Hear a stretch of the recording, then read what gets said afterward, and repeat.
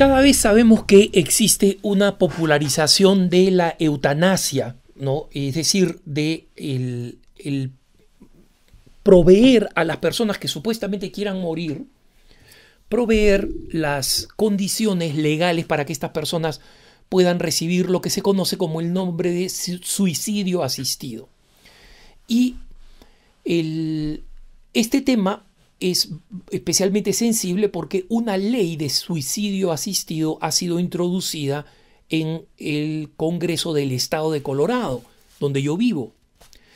Y esta ley, como todas las leyes de suicidio asistido, básicamente se basan en la supuesta piedad y compasión con las personas que están sufriendo gravemente y desean morir.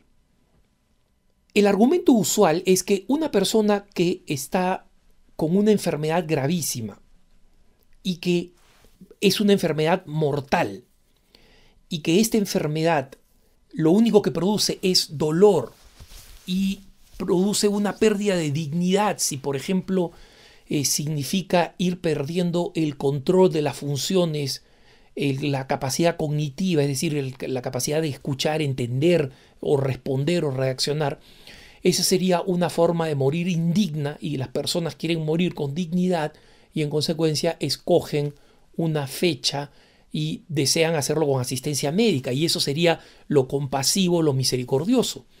En el estado de Colorado no solamente se han encargado de presentar esta ley como una ley absolutamente razonable para personas que están en situaciones extremas, sino que han querido presentarla como una ley muy limitada, con muchas salvaguardias, con muchos controles para impedir que se abuse, entre comillas, de esta ley.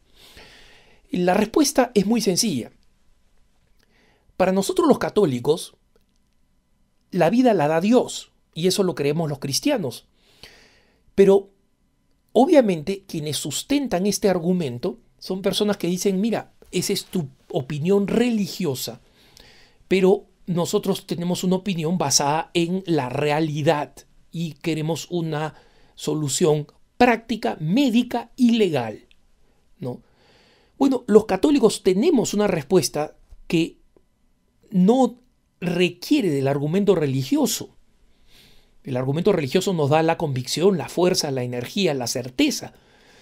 Pero los argumentos son muy claros. En primer lugar, todo avance en la muerte asistida, en el suicidio asistido, ha significado un retroceso médico en la medicina paliativa.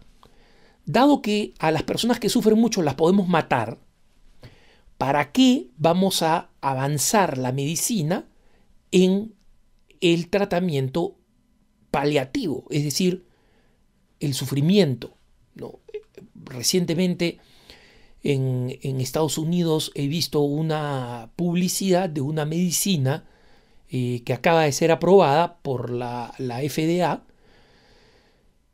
para reducir los síntomas del Alzheimer. Es decir, no lo curan, pero reducen los síntomas que pueden venir, como ustedes saben, acompañados con agresividad, violencia verbal. Entonces, aparentemente esta medicina, por la publicidad que la vi en pleno supertazón, ¿no? Aparentemente hay un avance en esto.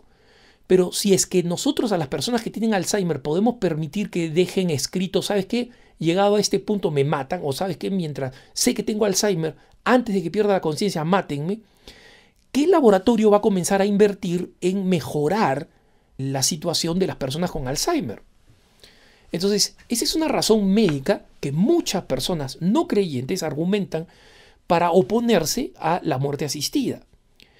En segundo lugar, desde el punto de vista legal, la muerte asistida, el suicidio asistido, es asistido por médicos, es absolutamente imposible de impedir en su abuso. Leyes muy parecidas fueron aprobadas en el estado de Oregón, en Estados Unidos también, y hoy se sabe por los números que el suicidio asistido finalmente termina acabando con muchos inocentes. Lamentablemente, en el caso de Oregon, la ley pasó por votación pública, es decir, no por una aprobación en el Congreso. Y dado que se convierte pues, en un referéndum, es muy difícil revertirla, salvo que se produzca otro referéndum que es enormemente costoso. Educar a la gente sobre el tema, recoger las firmas y convencer de que entre a una balota en una de las elecciones es sumamente difícil. Y el estado de Oregon es un estado reconocidamente liberal, con el índice más bajo de práctica religiosa de todo Estados Unidos, junto con el estado de Vermont. Y en ambos estados esto está legalizado, pero en el estado de Oregón los pro suicidio asistido sabían que tenían las mejores condiciones para ganar. Aquí en Colorado, en cambio, se está presentando en el Congreso. Y en consecuencia se parece más a lo que sucede en América Latina y en España, donde la ley se trata de pasar con estas justificaciones que demuestran, digamos, que tratan de demostrar como algo compasivo y como algo que se puede limitar, cuando en la práctica los números lo señalan. En Holanda, por ejemplo, en los países nórdicos y en Oregón, en Estados Unidos, que de la ley siempre se puede abusar porque siempre se encuentran causales para forzar o convencer a una persona en sufrimiento con capacidades disminuidas, a veces solo por la depresión, a decir, ¿sabes qué? Escojo la muerte asistida. Y se han visto presiones de familiares, y eso ¿cómo lo puede prevenir la ley? La ley dice, no se dejará que las personas sean presionadas en su decisión. ¿Cómo hace la ley para respetar eso? A cada persona que se le anuncia que tiene una enfermedad terminal, a cada persona, los miles de miles, a lo que se le anuncia que va a tener una enfermedad terminal, les ponen un policía 24 horas al día para que los familiares no vengan violando la intimidad de la persona, para que los familiares no le puedan decir, oye, ¿sabes qué, mamita? Mejor, para que no sufra, se escoge. No, la mayoría de los casos en Holanda, por ejemplo, y en Bélgica, es sabido que se producen como consecuencia de la presión de los familiares. Muérete, abuelito. Tal cual. Lo estoy diciendo así de forma cruda, pero es tal cual. Entonces, esto es importante porque hace poco hablé en contra de la eutanasia desde el punto de vista de la fe, es decir, cuáles son los argumentos.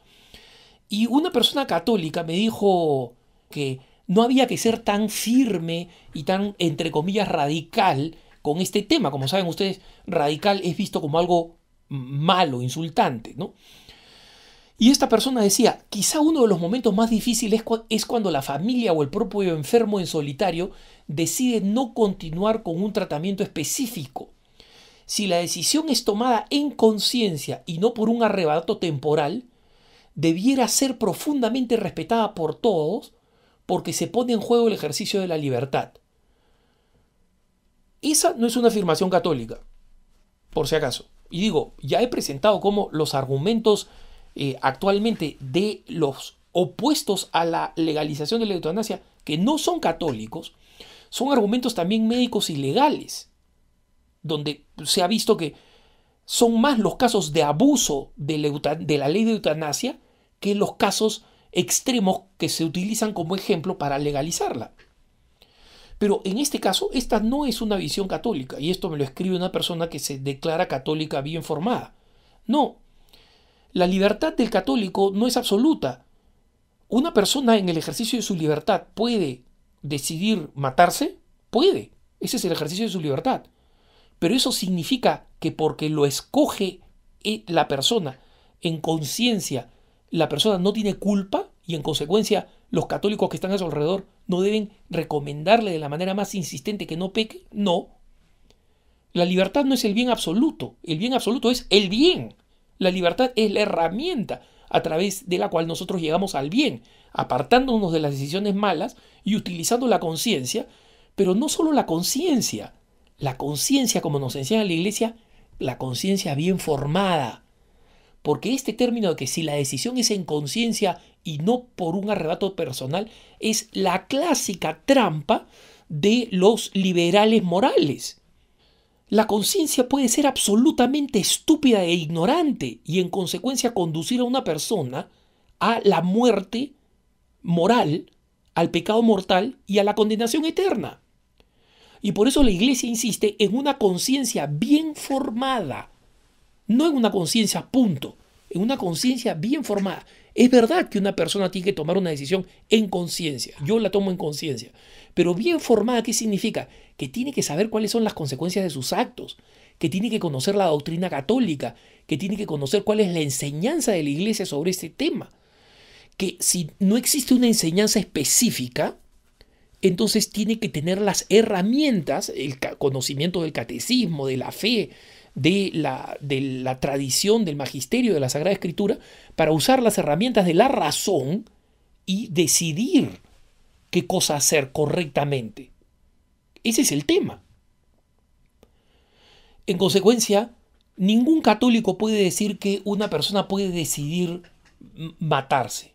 Y como yo he explicado en otros lugares, y no voy a explicar ahora porque no es el lugar ni el momento, existen muchas cosas que son aceptadas por la Iglesia, como es, por ejemplo, el evitar el encarnizamiento terapéutico, es decir, el exceso de atención médica. Eso no se puede, eso no es algo que la Iglesia pide. Y en consecuencia existen momentos en que una persona puede decir: ya el tratamiento solamente me hace más daño que bien.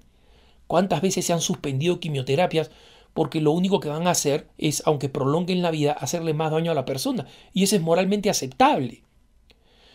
Pero, como bien enseñaba el Papa Juan Pablo II, los métodos ordinarios de supervivencia, oxígeno, nutrición, hidratación, no pueden ser eliminados.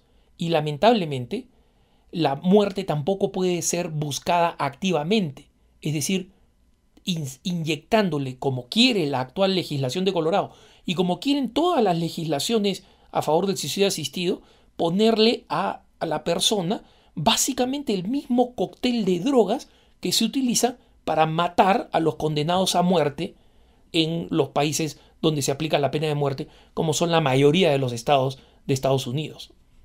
Una locura desde su misma incepción. Que tengas un buen día.